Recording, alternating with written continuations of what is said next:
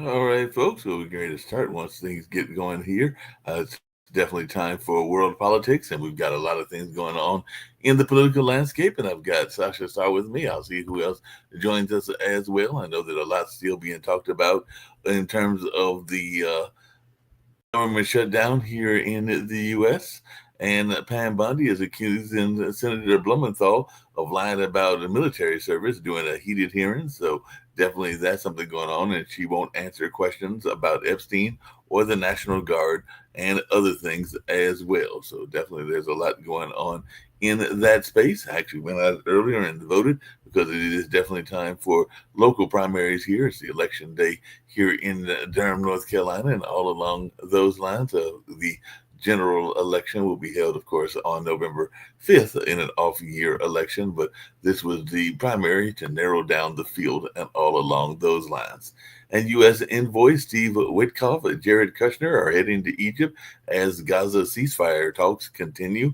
So definitely Witkoff and Kushner are set to join the Gaza talks soon, and we'll see if anything transpires in that space. Yesterday, they were saying that Israel and Hamas might finally have a deal. So we'll see what goes on in that space and if any deal is able to be accomplished in that way. And some folks are also asking about with Sebastian Lecornu's resignation, how France is facing increasing turmoil and time may be running out for the master of clocks, Macron, and whether he'll be able to stay in power or not is a question that is up in the air. So we'll see what happens in that space and all along those lines. And I did see some news from the world of nature and things that people go to see that I guess has some political overtones. But they're saying Canadian amusement parks are threatening to euthanize 30 beluga whales. So it's saying that they might have to do that unless they get some emergency funding. So funding is a major issue, not just here in the U.S., but in Canada as well. So animal rights advocates are urging Ontario to seize the belugas, fearing the marine land may euthanize them. So we'll see if that is going to be the case or not the case. But like I said, there's a lot of talk around the government shutdown and what's going to go in that space. I think there was another vote today because I was talking to some family members and others, and all along those lines, and they were trying to figure out whether it's still going to continue and whether government employees can get paid and all in that kind of way. So Supreme Court on Colorado's conversion therapy. So definitely that's something that people are talking about. So the Supreme Court's conservative majority is prepared to rule against conversion therapy ban. So we'll see how that goes and what other things the Supreme Court does as well. And the airport staffing shortages is causing flight delays a week into the shutdown. So the government shutdown has hit air travel, closing a control tower and causing delays across the country. And Texas National Guard troops have arrived in Chicago amid the Trump crackdown. So definitely that's something going on with the National Guard deployment. And of course, he's going to various cities, whether it's Portland, Chicago, and a number of others that he has either gone to or is talking about going to. So I'm going to bring in Sasha, see what he's got to say about a number of these things and what his thoughts are around even the meeting, because apparently a red tie and laughs about annexation. Canada's prime minister apparently is saying, or they're saying, at least in CNN, that he's trying to get in Trump's good graces. Trump says trade talks are complicated, but Canada will be very happy with the eventual deal. And Trump predicts that Canada will love us again in his meeting with Carney. And I know that definitely Sasha has not been saying that a lot of, Sasha has been saying a lot of Canadians are getting away from buying American products and everything like that. But Trump is expressing ambivalence toward the future of U.S. Mexico Canada trade deal as he meets with Carney. So I'm gonna bring in Sasha and see what Sasha's got to say about this. Because I know in the past he has told me that a lot of people are going away in Canada from buying any American goods whatsoever, if I remember hearing you correctly over the last several days. So is that still the case, or is people starting to warm back up to the United States? No, that's still the same. I see no difference in buying patterns of Canadians. They are, whenever they have doubts of identity of the product, where was it from, they're asking in Right. stores openly, is that from the United States? If the answer is yes, they immediately put it back and take something else. If the answer says no, okay, then they're asking what's the country of origin, and then they select the product. That's how it is. And I think it will, regardless of what will be agreed between Carney and Trump, this pattern will not change anytime soon. Now, speaking about your earlier observation about the shutdown, Mhm. I'm curious about something. If indeed, um, I think they need 60 votes, and it looks like they got 53, Right. about 53. So they need still 7 Democrats. Yes. Senators. So if the senators will keep together, Mhm. and not 7, but even one will not cave in, then the shutdown could be prolonged indefinitely. Yep. How about that? They So then what Democrats need? What else do they need? Just hold Republican hostages and tell them they want immediate resignation of Trump. They want immediate cancellation of all tariffs or so on. They just can put enormous demands before they would agree to resume working in government. So I don't understand why would they even be interested even to discuss anything? Just leave this Senate, go home to your children, grandchildren for the next 2, 3 months, and then we come back maybe for Thanksgiving or something else, and leave again and let Republicans eat their own shutdown. Let them enjoy it to the they fullest. they might just have to do that, and Trump is not helping his case or anything along those lines because he's talking about it and he's being very open about it. I was talking to somebody who was actually one of your folks after your show and everything like that, and he's thinking that he's just floating it and all along those lines, floating the idea just as a trial balloon. But if he's trying to actually invoke the Insurrection Act, that is something that I know a lot of Democrats and even a lot of Republicans are not the biggest fan about. But he's saying that he could invoke the Insurrection Act in order to Let give him. Let a him. yep. Okay, let him do just anything what he wants. He wants to start a war with Venezuela. He wants to take Canada over as 51st state. Let him do anything what he wants. As long as there is shut down, that's the end of his presidency. That's the end of Republicans' majority. And just keep it that way. Let him talk. Let him do anything what he wants. Just stay put and enjoy yourself. That's all. Yeah, so they got to do and everything like that because even Republican leaders are clashing on the emergency troop pay vote because there's some things around trying to pay the emergency troops and all along those lines. So they're trying to figure out all along that space. So they're eyeing legislation to pay the military and FAA controllers during the shutdown because during the shutdown sometimes the military doesn't even get paid as well. So I guess they're going to try to do some emergency pay to see if they can help that situation. Let them. Okay, do emergency pay. Do whatever you want to do. There will be a shutdown indefinitely until Trump will resign and all Republicans will resign from their seats. Okay? Until that's done, shut down indefinitely. Hello. Welcome to hell. Well, he just got some other major news as well, and there have been several that were not the biggest fans of the current person in charge of health and all along those lines. And by the way, for folks that are watching, I don't know how it is in Canada, but COVID is not gone anywhere; it's still out there and all along those lines. Because I know that at least 3 people in my friend and family circle have come down with it, and of course, it's I guess a lesser strand and all in that space. And of course, if you get medicated, it's not as bad as it was when the pandemic first started. But COVID is still out there and all along those lines because I know a musician friend of mine, a singer, got it. Actually, 2 singers got it though, because Zach, that used to be here on the network, is a singer slash musician, and then one of my family members, namely my brother. So, are you still seeing a lot of people getting COVID in Canada, or y'all? Of course, y'all have much better health care. So, are people Not, still? not anyone that I know of. Okay. Nobody has COVID, no. Well, that's good. So they're still having it here in the state, even though, Seldom, sometimes you see people wearing masks, right. but very seldom. I think 1 in 1,000 maybe. Oh wow.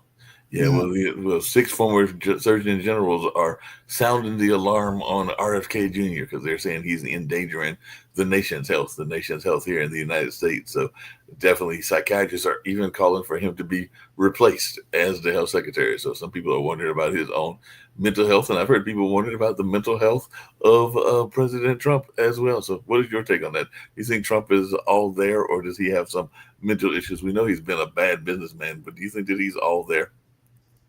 I think he has many issues. I think he's no longer understand what's really going on around him. And look at this year, his talks with Putin, and then all of a sudden now he switched side on Ukraine, and now he doesn't care anymore about Russia or Ukraine. He's now busy with Middle East, and what he's done in Middle East so far, nothing. So he is a failure, complete failure on international scene, on domestic scene. He's getting old, and he no longer understands really what's going on. He doesn't have a clue, and I don't think that he will last long, because if shutdown will go on for another few weeks, the Republicans themselves, they will invoke Article 25, where Maine is incapable of acting as a president or anything else, and just will remove it from there. Yeah, but they're even saying that Trump is suggesting that some federal workers don't deserve back pay as government shutdown nears that 1 week mark. So he's actually over there. That's going to make a lot of people mad because he's suggesting furloughed federal workers may not receive back pay after the shutdown. So he's like saying, you might just lose that money.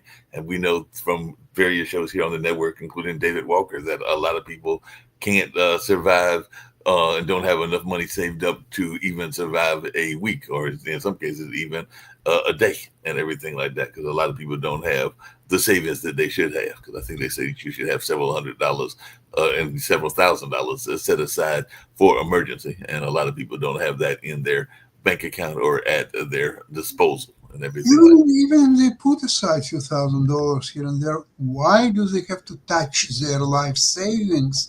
Because of these morons impacted their lives. that. So those people who don't have savings, they will have to go to soup kitchens, I don't know where else. And those who have saving, okay, it will last them for a month, maybe 2 months, and that's soup kitchen again. So there is no good solution. And I think this shutdown really will go on for a while. There's no incentives for Democrats to terminate shutdown. I And really they don't. and they just got a major ally because apparently, even though I'm not a fan of hers, and a lot of people are not, but Margaret Taylor Greene says she's open to a health care deal with Democrats amid the shutdown. So she just Not, complicated. not good enough. Thank you, but thanks.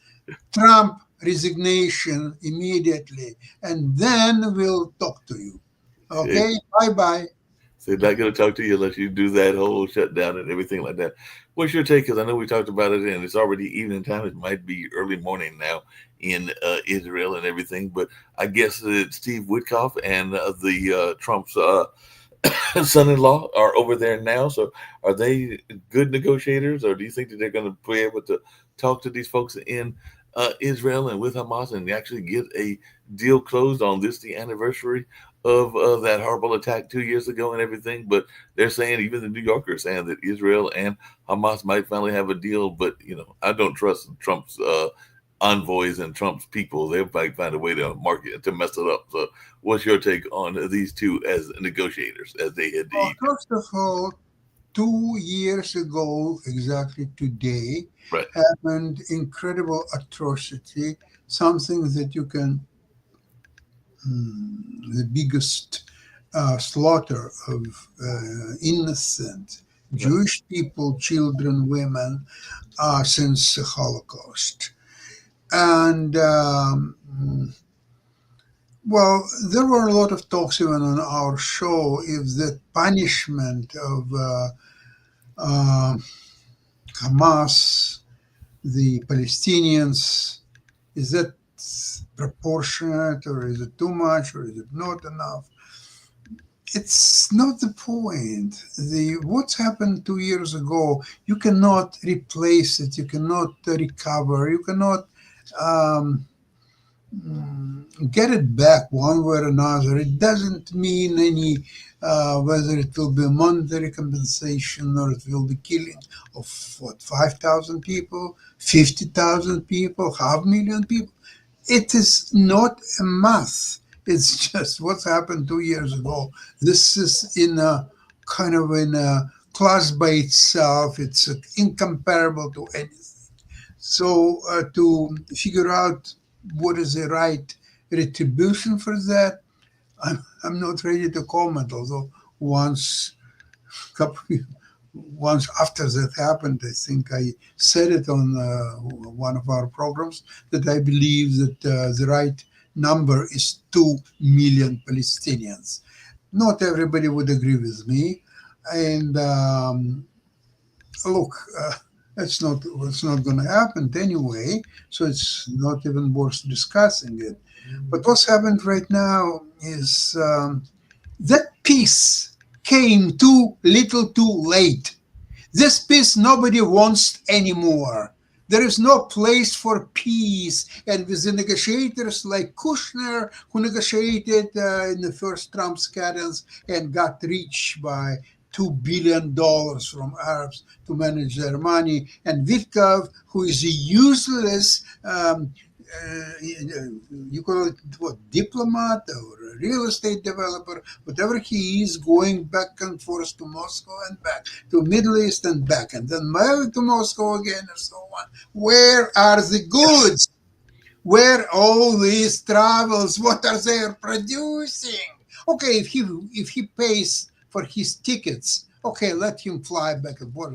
He can fly to Rio de Janeiro, he'll to Australia, or just any other point. But wherever he is trying uh, as a diplomatic entity, because I cannot call him diplomat. I cannot. He is not in cabinet. He is not.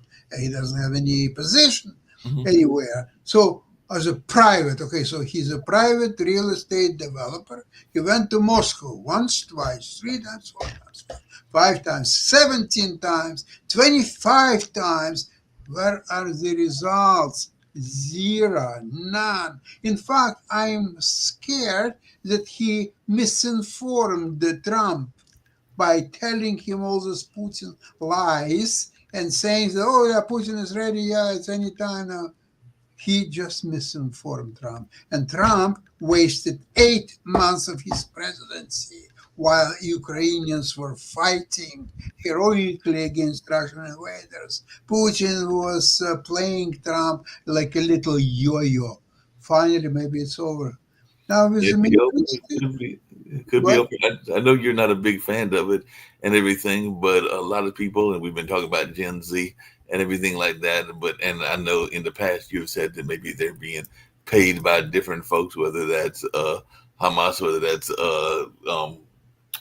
Soros or some of the other people that like to pay people money and everything. But apparently, because I know there were some protests in support of the Palestinian government or the Palestinian state that were in the United States and everything. And apparently there was some in the UK, and the UK government asked the pro-Palestinian supporters not to march on October 7th, but they did it anyway. So Starmer is urging UK students not to protest as Israel marks that 2 years. And I agree, it was a horrible atrocity and everything. But apparently they're getting some protests, and they're getting people that are being critical of them having these protests and everything. And I think they're definitely in the UK. There were some in the US. There are probably some in other parts of the government as well, and of various governments around the world, because people are upset at what they're calling a genocide and all along those lines. So I know that you're not a big fan of these protests. And I think I've heard you and Nick in the past say that maybe George Soros and some of these other people are paying these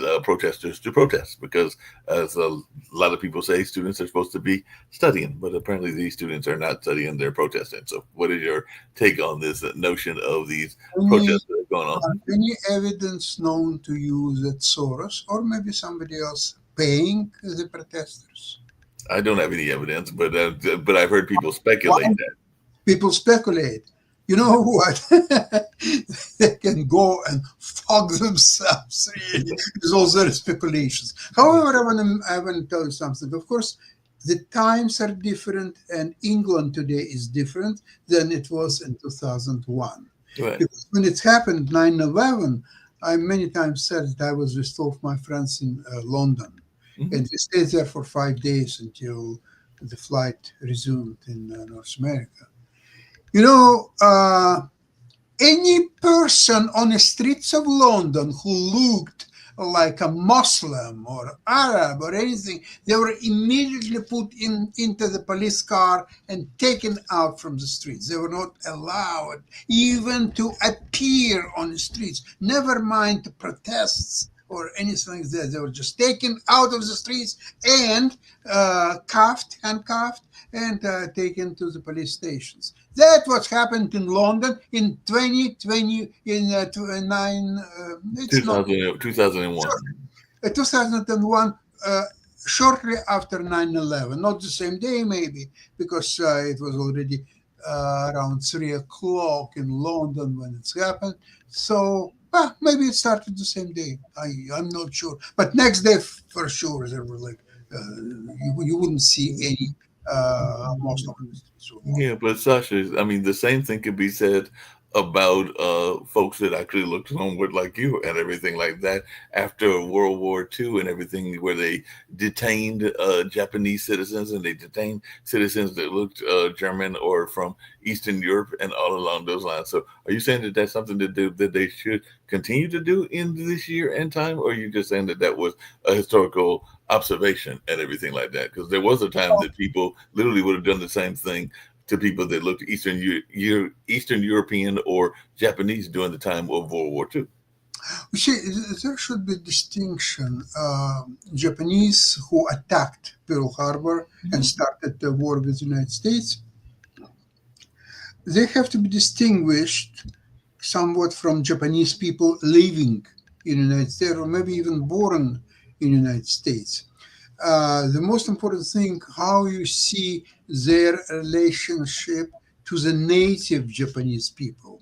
But but Sasha, that's what I'm saying. The internment camps, there was no distinction. They just kind of like up and picked them up and took them, whether they were actual American Japanese or whether they were Japanese that were part of the folks from Japan at that time of Pearl Harbor and everything. So Well, it's important, at least in my opinion, somebody who would have U.S. citizenship but was ethnic Japanese shouldn't be detained or so on. Now, right. in what's happened in London, there was there were demonstrations, like not only in London, in U.S., in New Jersey, Mhm. in many European and Asian countries. They were Muslims who celebrated 9/11 in many countries, even in countries like not even Muslim countries like Philippines, for example. Muslims who live in Philippines, they were applauding and they were jumping with joy, same as Palestinians, same as many Muslim people around the world. So that was a signal. I'm not sure about London. I never seen any Muslims clapping and being joyful about 9/11 because I couldn't see them. They were not on the They street. were on the streets. Yeah, I got you. But there were people in that during 9/11. I mean, we're going back in time and everything, but there were people in 9/11 that literally speculated that the government had something to do with it. I know people, even in my own friend and family circle, that thought that there might have been government, because the government did train some of those people in terms of how to fly the planes, but they were like, why did they attack the fiscal, which is what they did when they hit Wall Street and all that, and the government, which was the Pentagon, and they looked at where the actual attacks were, and there were people that were like, did the government have something to do with that? But that's those conspiracy theorists, because they're conspiracy theorists Mark, it's not worth it even to repeat them because if somebody loves conspiracy theory, go to internet and stay there for the next 5 days and enjoy yourself. It's Yeah, there's absolutely all kinds of great conspiracy theories out there. I do have good news. Apparently, there was no political motive.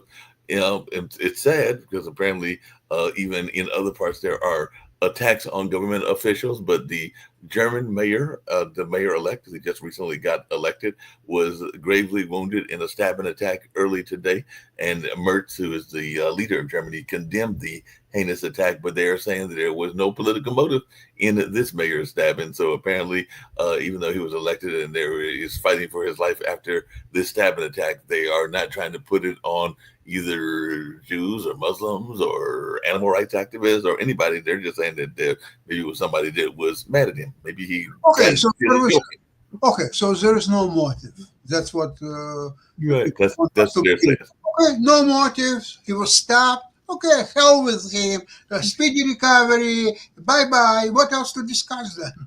Right. Well, a lot of people are very, and I don't know how you feel about this because I've never asked you this kind of question and everything, but some people are getting very excited because of this whole notion, and this is a political thing about the glass ceiling, whether it's a corporate America or whether it's political America. But there are some people that are very excited. Even Trump apparently is congratulating this woman that is set to be the first female prime minister of Japan. So, what is your take on this glass ceiling? Is it an actual political thing that exists in politics and in business world and everything like that, or do you not really give it much say or much concern? Because there's some people even in Japan that are very happy that they now have Suni Takachi, I hope I'm pronouncing her name right, as the populist who is posed to break Japan's glass ceiling because they've never had a woman leader. Other countries have had women leaders, including New Zealand, but Japan has never had a woman leader. But now they're about to have one. So, what is your take on this whole glass ceiling thing? Well, overall, I think that women should make better leaders than men. The men are by nature they are very competitive, and to succeed, they have to break the laws. They have to lie. They have to go to all kinds of extremes to achieve their goals. Look at Trump, the criminal felonies charges. I don't know how many, 34, 88, 250. It doesn't matter. Enough. Um, Now with women, well, what we know is, let's say Margaret Thatcher. Was she a Right. good leader? Probably yes. Yes. And she was, I remember when the Falkland War started, she immediately said all the English. See, uh, one has to have guts to go for a war thousands miles from England and to organize all that, and there is a certain risk involved, for sure, because Argentina is a strong country militarily, not as strong as England, but they would fight much closer home and would have some logistical advantage at least. Nothing Margaret Thatcher went all the way through. Um, There are many other leaders, and even this little, what's her name, from Italy. Oh, yeah. I'm trying to remember the lady's name. I don't know, but the Italy Italian prime minister, Yeah, yeah, her Marconi, or something like that. I'm looking it up right now while you're talking. yeah, yeah, sure. But it's short name. It's not like Mussolini. It's much shorter. I forgot what it is. Oh, by the way, I once Giorgia Maloney. So you were right. Giorgia Meloni, absolutely right. Giorgia Meloni. She's a great friend of Ukraine and she's a very brave woman. And I should look.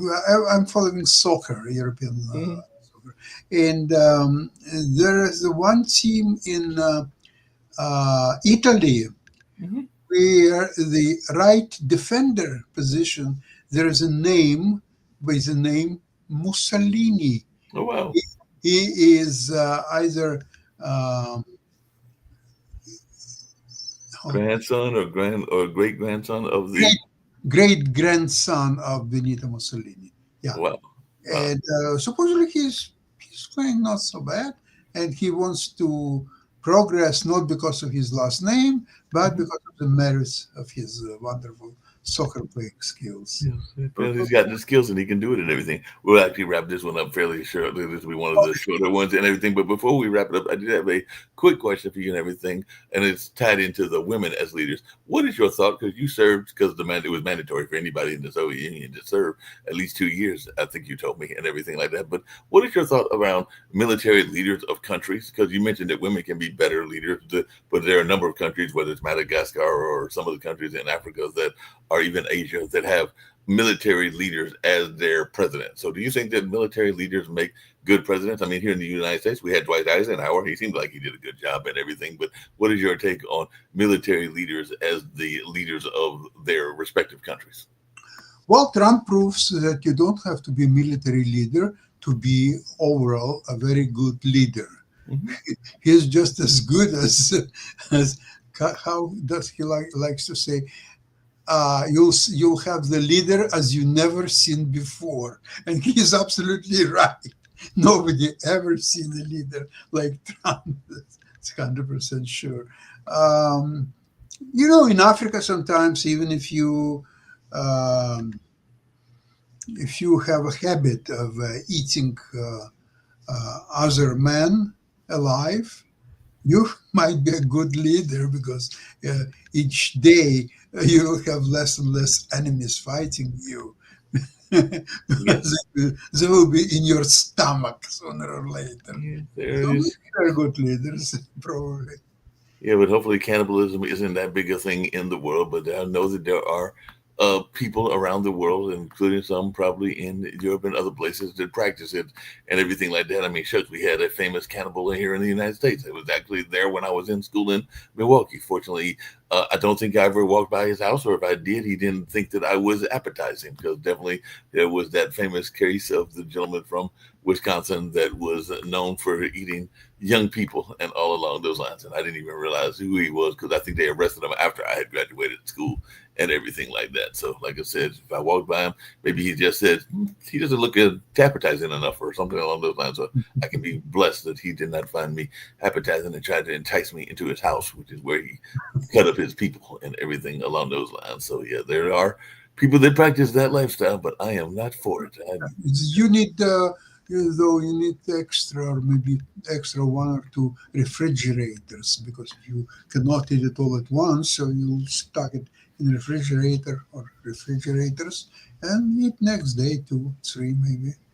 Actually, I remember from my younger days when I was still in Odessa, there was a university for African students, and the students there were mostly from very rich families, and whenever they had the beautiful apartments available to only to them, nobody else.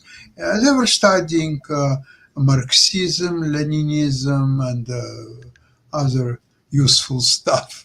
So once there was a students' meeting, and there were a lot of local folks and a few African prince or so.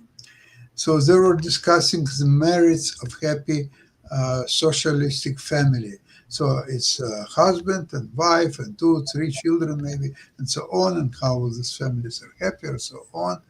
And so one African prince says, I could be just as happy, except that I would have, instead of one, three, four, maybe more wives. So everybody started, oh, horrible. How could you say that? It has to be only one wife. It cannot be several wives. So he stopped and says, you know why you're having all just one wife? Because you have no money. If you have money, you can have three wives, four wives, and as many as you would like.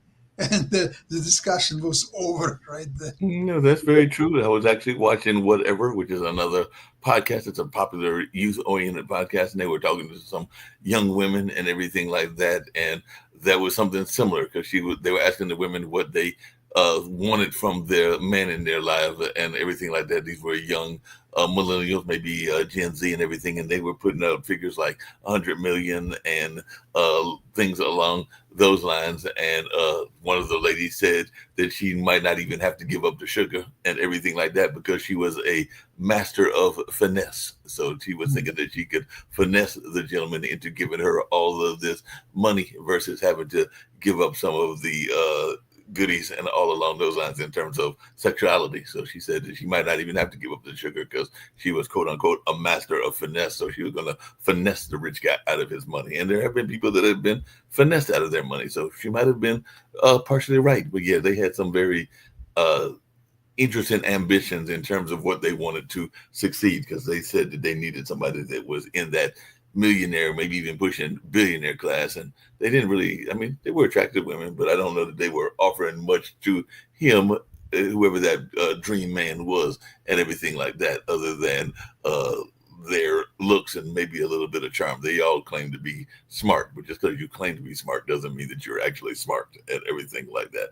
Just last question, and this is going to get us on out of here, Sasha, and everything. But what's up with this notion of, because I mentioned, and this will be slightly lighthearted, but not totally, because people are very serious about their animals and everything. So what's up with y'all not giving emergency funding to save these poor whales' lives and everything like that? Because apparently the Meridian Land theme park is saying that if they don't get some money without a cash infusion, these poor whales are going to have to die. And I know animal rights advocates around the world are probably upset about that. So what's your take on these beluga whales? And have you ever gone to Marine Land theme park?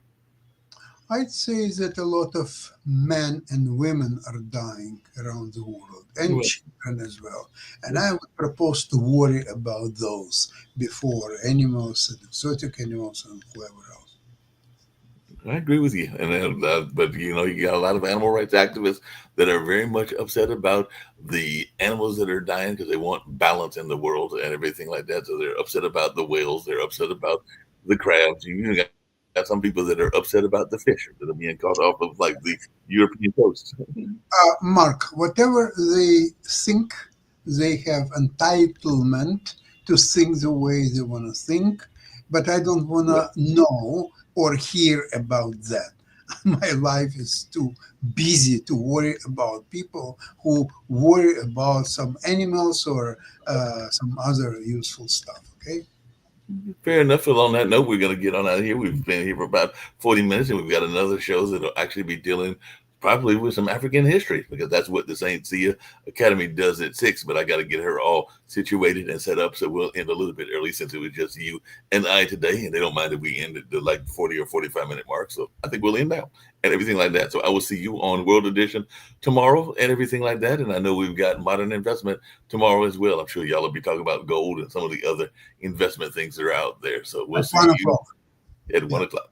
Yep. So 1 o'clock on Wednesday will be Modern Investment for those that are interested. I understand, Sasha, we're going to be getting a new financial show too. I just talked to Kim and she said that a guy named TJ Walker will be bringing a show to us. Apparently, it's somebody that Nick has found. So we've got everything from venture capital to modern investment to Wall Street. So we are getting some finance shows here on Pod TV, and apparently we're adding a new one that'll be on. It won't be this week, but it'll be on Wednesdays after you. So it'll be Wednesdays at 2 o'clock, but it won't be starting this week. It'll be starting in a couple of weeks. Okay. Thank you very much, Yep. everybody, and see you tomorrow. See you Bye. tomorrow. Take it easy.